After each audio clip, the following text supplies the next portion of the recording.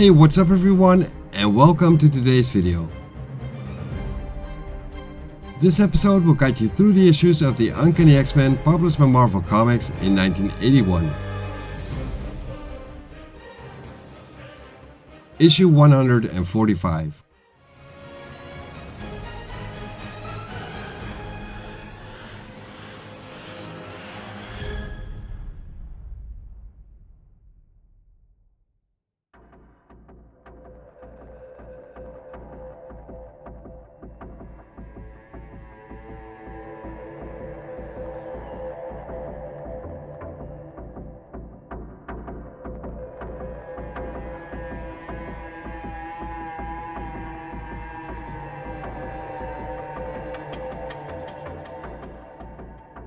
In what was once one of the roughest slum neighborhoods in the entire city of New York, in the heart of the west side of Manhattan now stands the Lincoln Center. It functions as a performing arts complex, famed throughout the whole world, and its centerpiece is the Metropolitan Opera House, which tonight plays host to Britain's Royal Ballet. Among those attending tonight's gala premiere are Stevie Hunter and Aurora Monroe. Stevie herself used to be a prima ballerina until a tragic accident ended her career. And Aurora is of course known as Storm, the leader of the team of superheroes we know as the Uncanny X-Men. These two ladies do not know it yet, but this evening will be one neither one of them will ever forget. As both of them step out of the car, Stevie thanks Aurora for the invitation, and she says that she hopes Aurora will enjoy it as much as she herself will. Aurora tells Stevie to thank Kitty instead, because this was all Kitty's doing and not hers. As it seems, the two of them are being watched by some person, covered in a green cloak, who seems to be very pleased with Storm being here. All this person now needs to do is to spring a trap and the X-Men will be taken care of.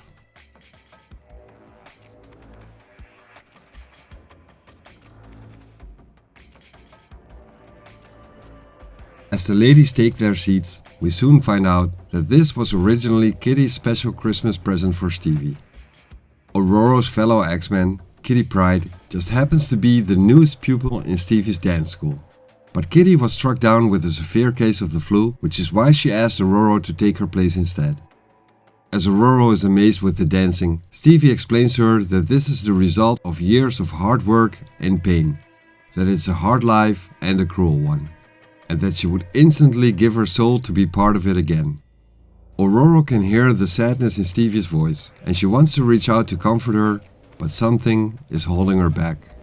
She starts to wonder what's wrong with her, since Stevie is a lovely woman, and Kitty really seems to like her unreservedly, so why can't she? Lost in their own thoughts and caught up in the performance on the stage, neither woman hears the door to the private box behind them open, as an intruder dressed in a green dress sneaks her way in, as silent as death itself. And her touch is just as deadly. As both Stevie and Aurora turn their heads around, the curtains are dropping in front of the private box, cutting them off from the rest of the audience. Storm jumps up and asks the woman who she is and what she's doing here in their private box. The lady tells her that she is Miss Locke and that she serves Arcade. Since Storm knows that name all too well, she reacts instinctively and uses her elemental powers to generate an irresistible battering ram of compressed air, which hurls Miss Locke against the wall behind her, leaving her stunned. This display of Storm's mutant power stuns Stevie Hunter as well.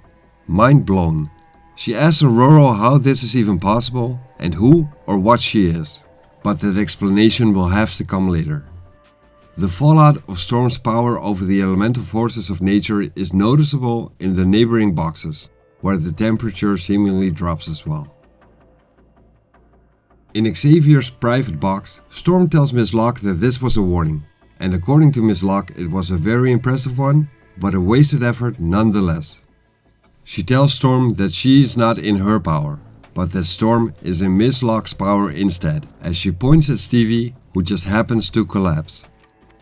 Apparently, when Miss Locke touched both Aurora and Stevie, she injected the two of them with the contact poison, and without the antidote they will both be dead within minutes. And as Storm is starting to get dizzy, she asks if Arcade was too frightened to come and kill her in person. Miss Locke tells her that is not the case at all. The poison was merely to ensure that she would have Storm's undivided attention and to prevent her from stopping Miss Locke's departure. Miss Locke then starts to explain that she's actually here because she needs the X-Men's help. Her employer Arcade has actually made an enemy in Doctor Doom, a consequence of having had business dealings with a mutant called the Toad in a previous adventure. As the deposed ruler of Latveria, Victor von Doom had taken insult after Arcade had the Toad use Doom's castle, which was later turned into an amusement park. Miss Locke then continues to tell Storm that she wants the X-Men to rescue Arcade and to make certain that Doom will never bother Arcade again. As an incentive, Miss Locke continues, she has kidnapped the parents of Jean Grey and Maura McTaggart, Candy Southern, Amanda Sefton, and Ileana Rasputin, all people who are in one way or another close to the X-Men. She has placed them all in Murder World, and if the X-Men fail to free Arcade from Dr. Doom's clutches, they will surely die in Murder World. Storm collapses, just like Stevie did before her, and she struggles to rise, but a blinding surge of pain smashes her down.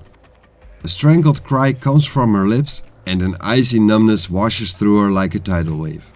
And with her last thought, she wonders if this is death.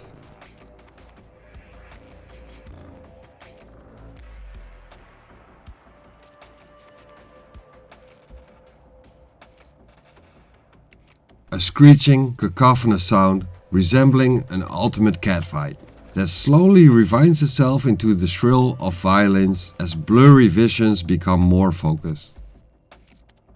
And Storm realizes that she is not dead after all, as she can hear the orchestra is still playing.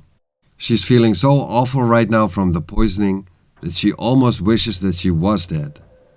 She then notices that Stevie Hunter is gone, and figures that Miss Locke must have taken her as another hostage.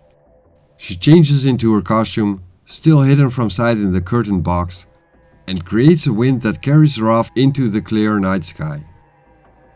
Whilst being carried by the winds, her mind goes over what Miss Locke had told her, how she abducted the ones the X-Men loved the most, and that she has to make sure that Miss Locke was telling the truth. Both Moira and Ileana are too far away to check up in a hurry, so she decides to fly towards Central Park, where, in an apartment shared with two fellow stewardesses, Nightcrawler's girlfriend Amanda Sefton lives. With Amanda's background as a sorceress, Storm knows Amanda is not a pushover, and she finds it hard to believe Miss Locke could capture her easily. Then again, her employer Arcade had once captured the X-Men with ridiculous ease, and it took all of their power and a whole lot of luck for them to be able to escape Murder World.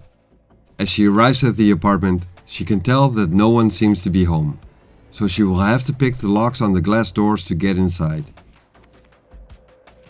Upon entry, Storm notices the scent of the perfume Miss Locke was wearing at the theater, and she also finds a card pinned to a pillow on the bed, pretty much confirming to Storm that Amanda has indeed been abducted. As she rushes out of the apartment and gets carried by her conjured up winds again, we find out that she tried calling the parents of the deceased Jean Grey, but did not get an answer, so she decides to pay their home a visit. If she summons a powerful enough tailwind, she should get there in a couple of minutes. But to be able to do so, she must manipulate the weather patterns across a considerable area, which will create atmospheric chaos all over the city. If this matter wasn't as serious as it is, she would not do so, but she must do this. She bends the elements to her will, and the wind around her shifts into an unimaginable force, and her actions do not get unnoticed, this time around by the cockpit crew of an airliner, who are awestruck by this freak jet stream, which seemingly came out of nowhere and cuts their ground speed to almost zero. This should not be possible, yet it is happening. Soon enough, Storm arrives at the sleepy hamlet known as Annandale-on-Hudson, which lies just down the road from Bard College, where Professor John Gray has taught for the past 15 years. As she lands on the ground, Storm notices that everything seems to be peaceful. But as she enters the Gray's house, she realizes that she's too late, and that Miss Locke anticipated Storm's coming here. She finds a note telling her where Dr. Doom is holding Arcade captive. Even though the Phoenix is no more, clearly villains will strike at the X-Men through their family. Storm then sees the holopathic matrix, a crystal ball given to the parents of Jean Grey by the Empress Lilandra after Jean's death. This ball not only contains a three-dimensional image of the former X-Men known as the Phoenix, but it also contains the essence of her personality. Aurora misses her friend dearly, and had she been given the chance, she would have died in her place. She swears that, even though the X-Men could not save Jean, they will save her parents.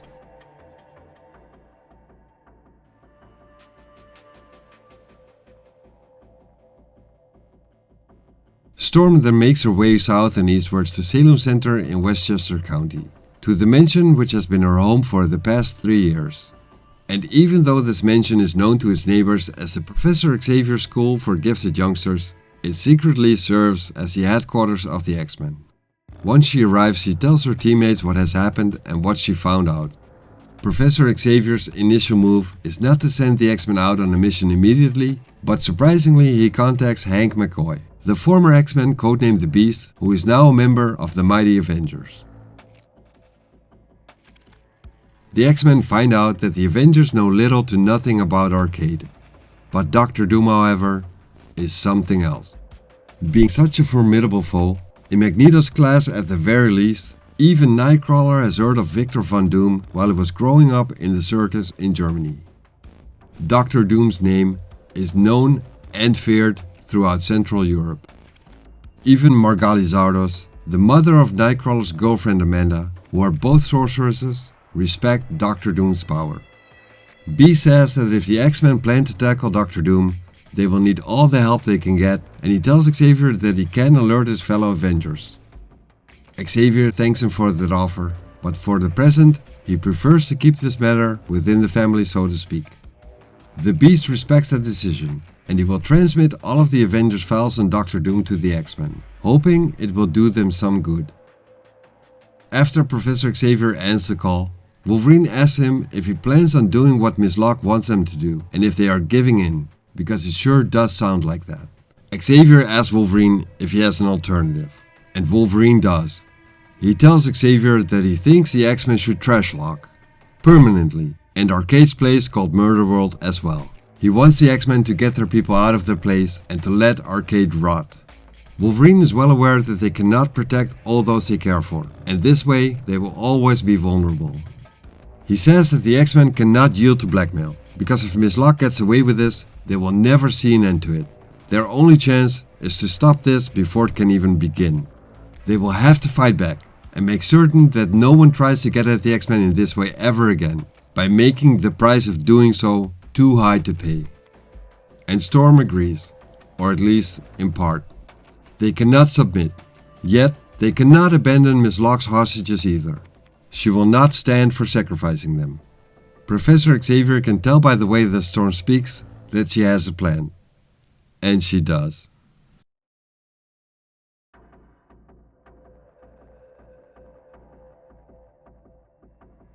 On the other edge of the North American continent, in the American Southwest, there is a beautiful yet desolate and forbidding corner known as Rio Diablo. Miles from anywhere, we find Alex Summers and Lorna Dane, who, as the mutants Havoc and Polaris, have fought alongside the X-Men. Even though they have never formally joined the team, they are graduate students of the school, and are now completing fieldwork on both their doctorates. They are currently trying to fix the wreckage caused by a rockslide, which only barely missed their house. This rockslide, however, did wreck a windmill, which served as their primary source of electricity. Lorna asks Alex if he wants her to call the nearest town for a repair crew, but Alex tells her that will cost them an arm and a leg and will probably take all day. He wants to see if they can do the job by themselves first.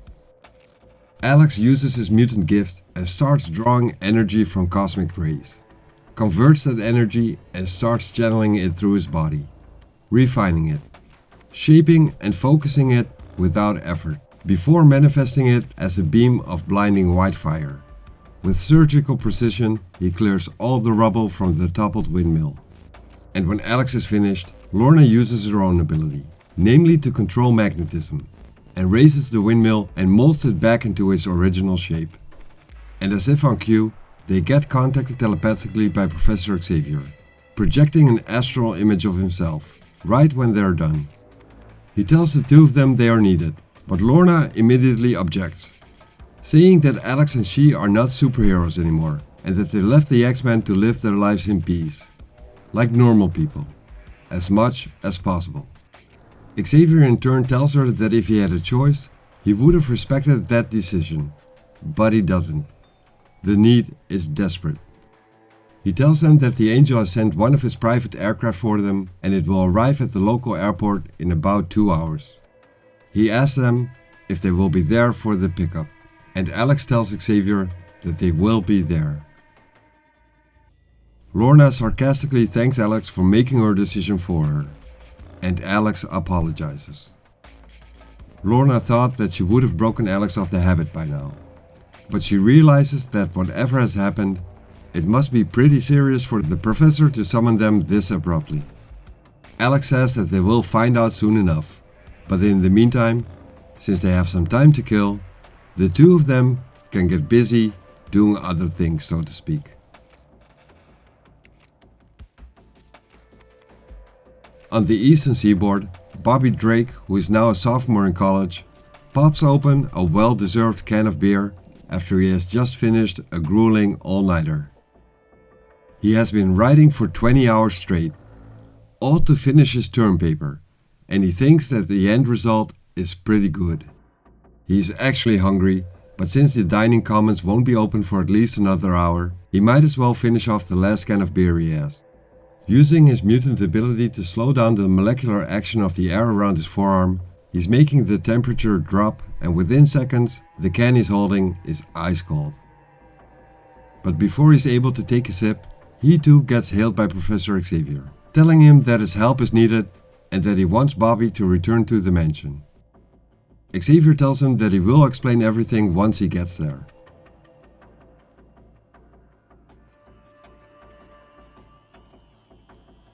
About 11 miles above the North Atlantic, at twice the speed of sound, aboard a British Airways Concorde, we find Sean Cassidy, who is making his way to New York's Kennedy International Airport.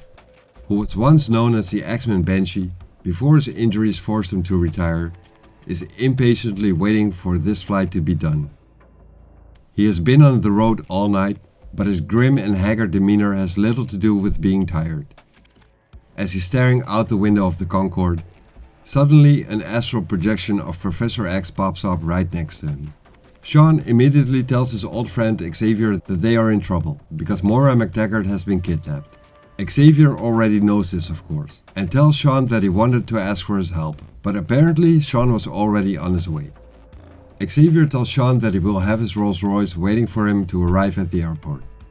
Sean tells him that he will see him soon, and thinks to himself that he has not seen Xavier project an image of himself like this in ages.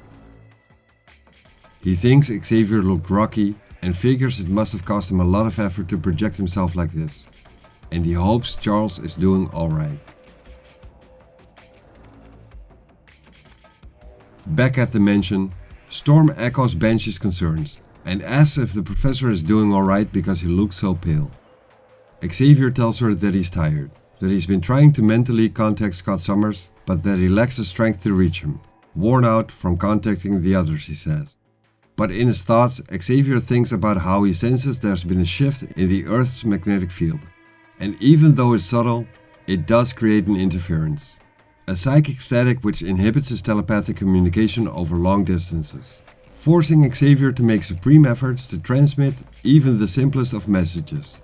And this can only be the work of one man, namely the X-Men's arch-nemesis known as Magneto. But Xavier wonders, why has he done this and why now? Anguished and unanswerable questions which add to Xavier's already considerable burden. Too much seems to be happening too quickly, and is all of this coincidence or part of some greater design, Xavier wonders. And when it all comes down to it, will his X-Men be able to deal with it?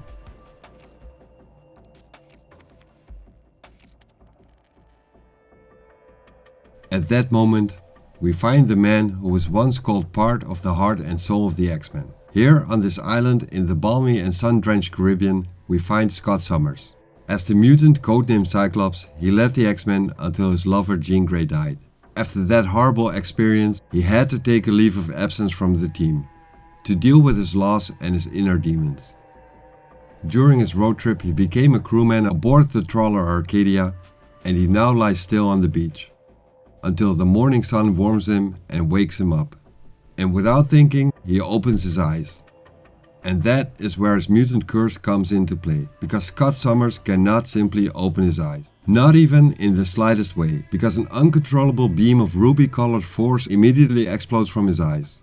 Nigh irresistible, concussive optic blasts which create a deep hole in the sand, and simultaneously hurl Scott in the air. Scott then realizes that he has lost his ruby quartz glasses, the only artificial shield capable of holding his optic blast in check.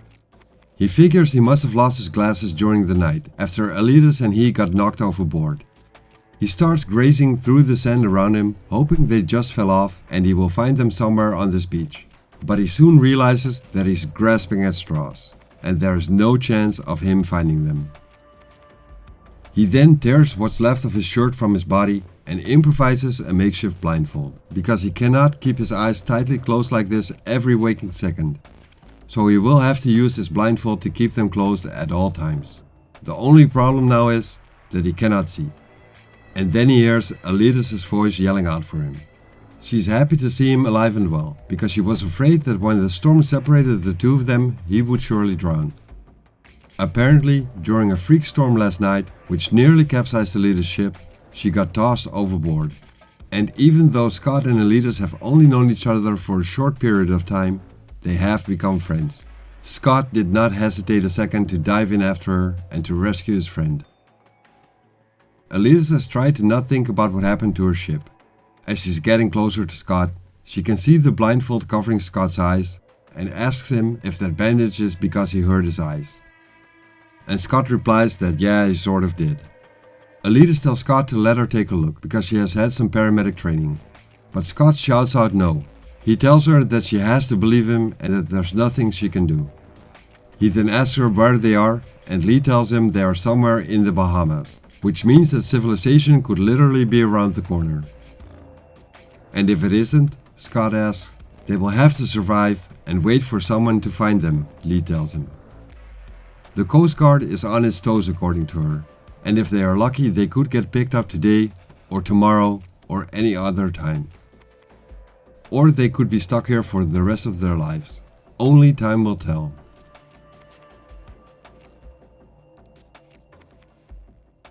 Meanwhile, back at the mansion, everyone, both current X-Men as well as former X-Men, has gathered, and they have been briefed of the hostage situation.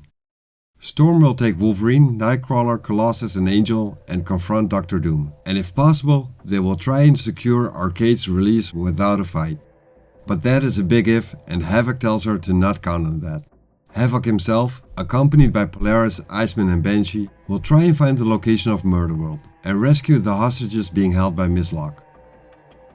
Havoc suggests a combat workout in the danger room before they head out, since the four of them have not operated as a team. But he can instantly tell by the reactions around him that something's off, and he asks if he said something funny.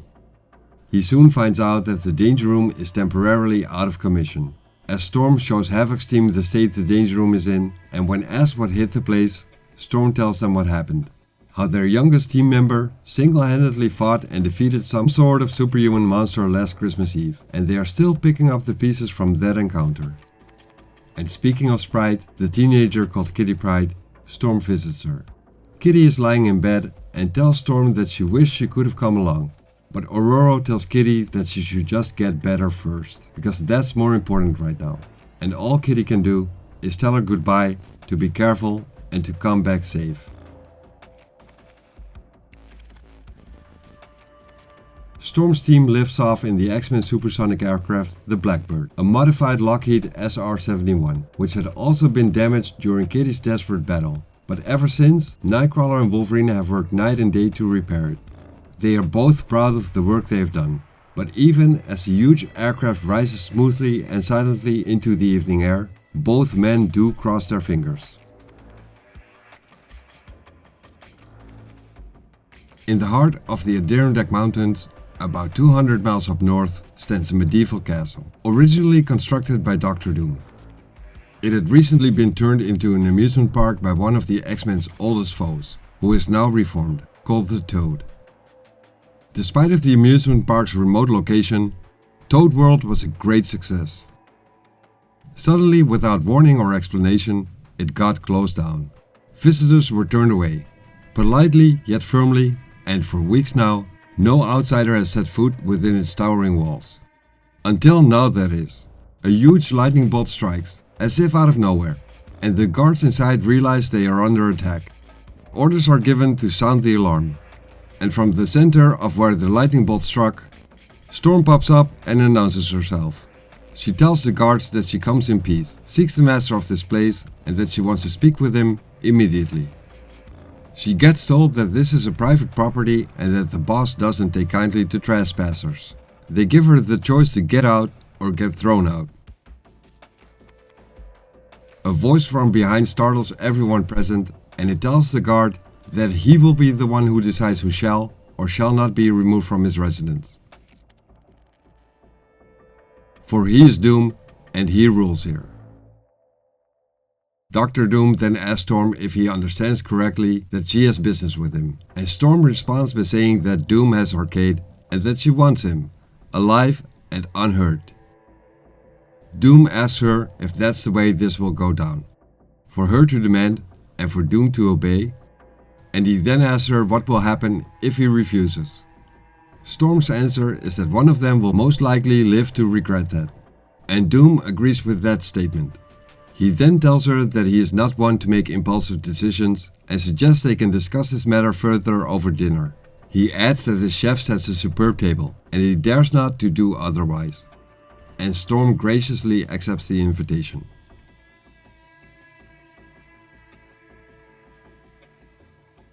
Some several hundred meters removed from Dr. Doom's castle, we find Storm's teammates Nightcrawler and Angel approaching the castle, with Kurt being carried by Warren. Warren can see from this distance how Storm has entered the castle and is amazed with her guts to do so, while Nightcrawler in turn is amazed with how Angel is able to see so clearly from such a distance. Angel asks Nightcrawler if they are close enough, and Nightcrawler confirms as he teleports away, leaving Angel with the stench of brimstone in his wake. Nightcrawler pops up again within the parameters of the castle, right above two guards, and instantly takes them out. And with him securing that part of the castle, Angel is able to carry both Wolverine and Colossus after that to the same spot.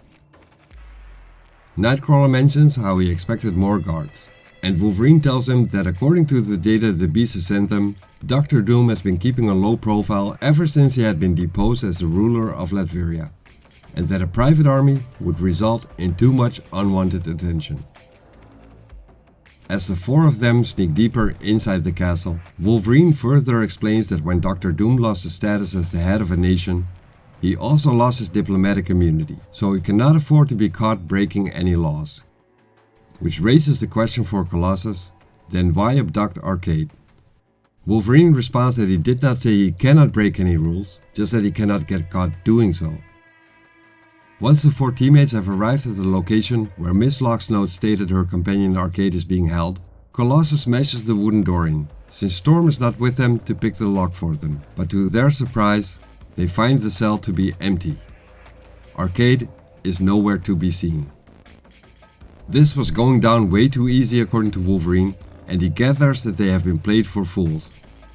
And they have been, because right behind them, a small army of men in specially designed armored battlesuits show up. They get warned to give up, as these suits have been designed to trash the Fantastic Four, and taking them out should be a cakewalk, as they are being called freaks. Wolverine responds by saying that they are not the Fantastic Four but the X-Men, and the X-Men do not get trashed that easily. He pops his claws and lunges at them, and intends to cut those battlesuits right open. All he has to do is get close. But he's not able to, and gets blasted straight away. A blast so intense, his costume gets disintegrated instantly, and he will have to recover from this attack. Colossus, who in the meantime has picked up an improved mace from the surroundings, starts swinging it around and with his inhuman strength smashes it into the guards. Hard. But amazingly, it does no damage whatsoever. Nightcrawler now realizes that maybe indeed they should have surrendered, while they still had that chance. But since they didn't, Angel suggests that they should give it another go and take them out with the 4 of them all at once. And while this battle is raging on in the dungeon, dinner is being served in the castle's dining room far above them. Doom Chef is living up to his reputation, as Storm finds out. And Dr. Doom tells Storm that his life is one of solitary existence, and he rarely entertains. And when he does so, he rarely has a guest as charming and beautiful such as Storm. Storm thanks him for the flattery, and thinks to herself how she's actually enjoying this, and how she regrets her sole purpose here is to keep Doom occupied, while the rest of her team is trying to find and liberate Arcade from captivity. And she figures they should have reached his cell by now. She finds Dr. Doom a fascinating man. Doom himself notices how Storm is being drawn to him, as he is to her, and he finds this extraordinary. Mostly because she does not seem to fear him, and in his opinion, she should. And she will. Unbeknownst to Storm, Dr. Doom has been monitoring her teammates ever since they entered the castle, and he will deal with them at the proper time. After he has dealt with their lovely leader, that is.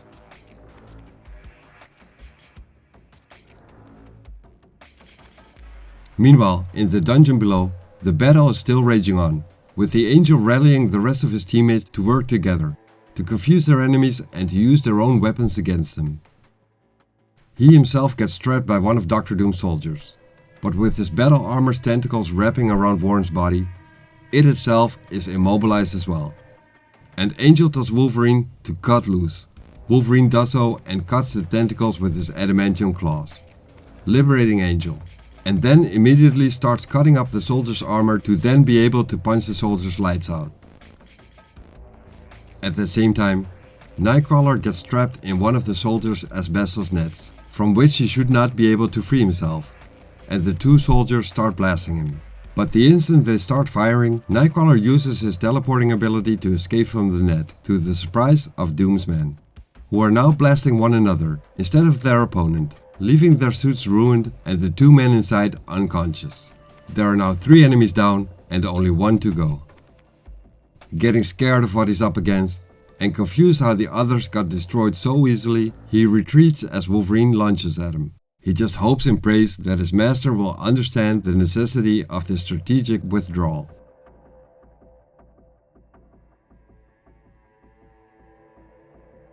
But Dr. Doom, watching all this unfold from a relatively safe distance, thinks the soldier is a coward, who evidently feared the X-Men more than Dr. Doom himself, and he will have to teach him the error of his ways.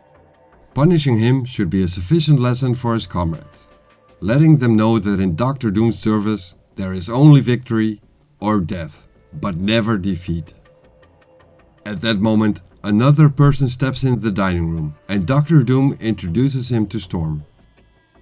This man appears to be Arcade, and even though Arcade and Storm have never been formally introduced, they are familiar with one another. Shocked by this, with Arcade being a guest and not a prisoner, Storm now realizes that this was all just a trap from the very beginning, and she let the X-Men straight into it. She now blames herself for being so blind, and she immediately starts unleashing lightning bolts at Dr. Doom. And even though Doom is staggered by the ferocity of her attack, that is all that happens. He commends her for her admirable try, and also for her plan. And even though it would have most likely succeeded against a lesser foe, it was bound to fail against Dr. Doom. Doom has forgotten more about strategy and combat than she will ever be likely to learn, he boasts, as he's holding some kind of globe. He throws the globe at Storm, while telling her that she's an enchanting child, but that is all she is. Her and her fellow X-Men are but children. As Storm tries to fly away and evade the globe Dr. Doom threw at her, she finds out it seems to be tracking her every move, and the wind she's generating around herself to be able to fly cannot blow the globe away either. and when it hits her, it numbs her arm. She then gets overrun by all kinds of intense sensations, of fire and ice, absolute agony and ecstasy at the same time, shooting through her entire body. And then, to her shock, she notices how her hand and forearm have turned into chrome, and she wonders what Dr. Doom has done to her. With her concentration shattered, she loses control of the winds that kept her airborne, and she drops to the floor. And as she lands, the terrifying transformation sweeps up her arm, across her shoulders and down her side, and in the blink of an eye, she is entirely covered in chrome. And a moment later, about 1 minute too late, Storm's fellow X-Men barge through the door and arrive at the scene. But they are just as easily defeated. Doom comments to Arcade that they are very brave, yet very foolish, and that he almost feels sorry for them. He did not expect anyone in the world to underestimate him in such a way, yet they did so.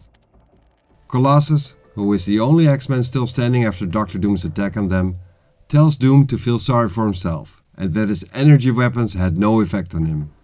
Colossus then aggressively tells him that he's going to rip Dr. Doom's armor from his body, piece by piece, and when he's done with Doom, it will be Arcade's turn to feel his wrath. Dr. Doom then tells Colossus that he does not engage in fisticuffs. He grabs a hold of him and uses a neural disruptor on him, scrambling Colossus' motor neurons inside his armored body.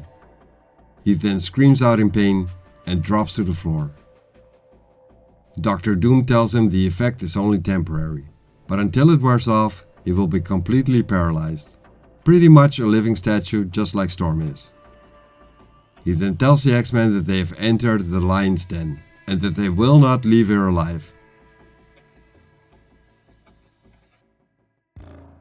Thanks for watching this video and I hope you enjoyed it. You can help growing this channel by liking, subscribing and sharing. This tells YouTube that the videos I'm making should be recommended to others and would be very much appreciated. See you next episode.